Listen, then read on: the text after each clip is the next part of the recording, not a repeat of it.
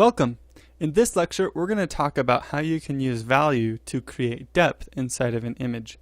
Now I've got right here an image. This is a screenshot from a game that I made for the Ludum Dare 33, or the Ludum Dare, however you pronounce it.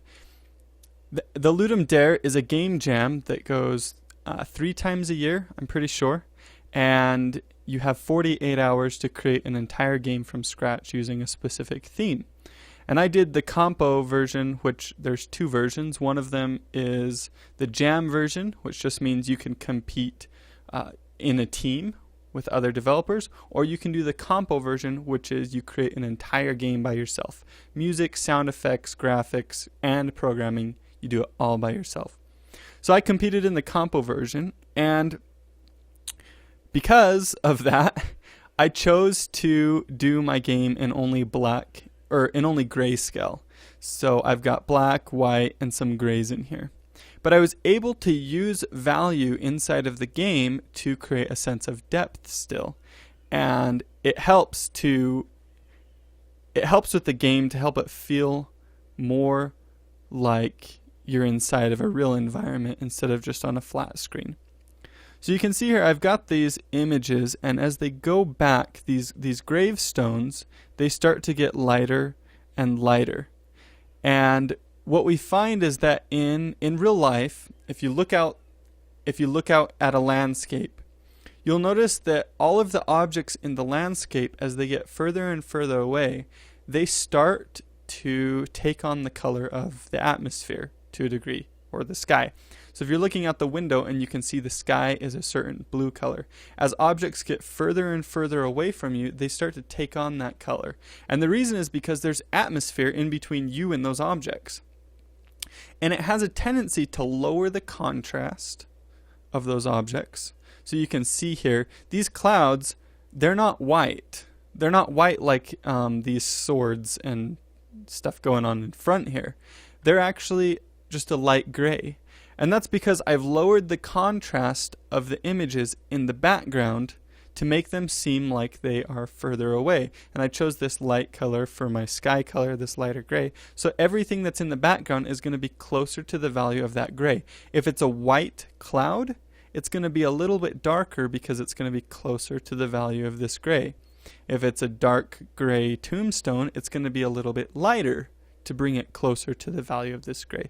So the contrast starts to separate the images that are in the very front, the blacks and whites. I've got this really dark color and these really bright colors that make it stand out and seem like it's right up in front of you.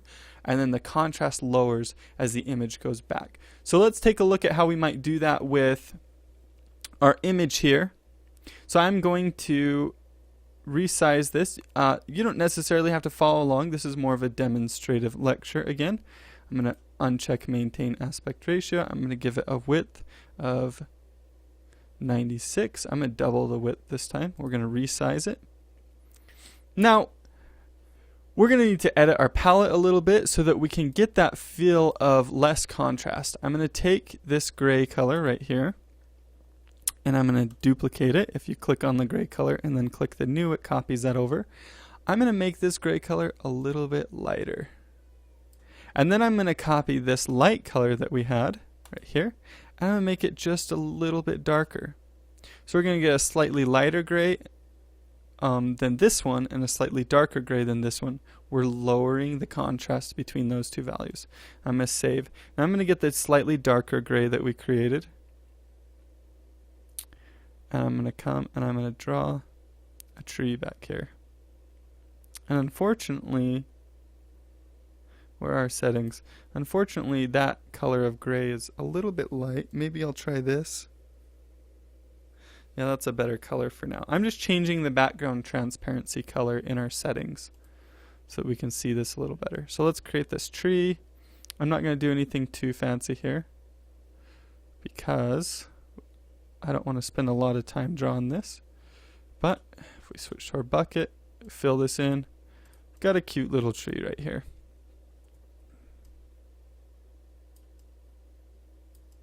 Okay.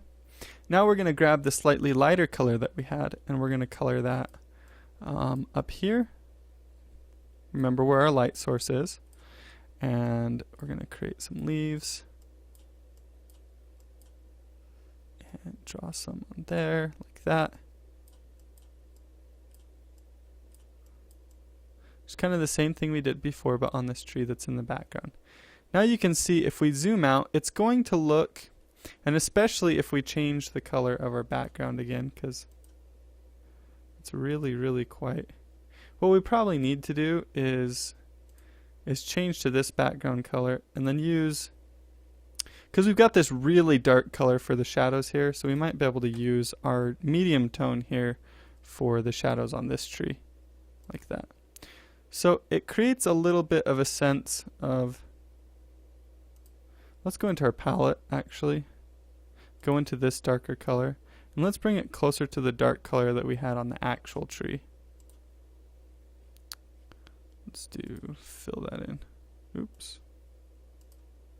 There we go. So now we're going to get kind of this feeling of that this tree is further back than the other one because of the depth. And I guess this image represents it even better. You can see that it creates that depth as we get closer to the values there. And you just kind of need to mess around with these values to get them to where they feel right to you.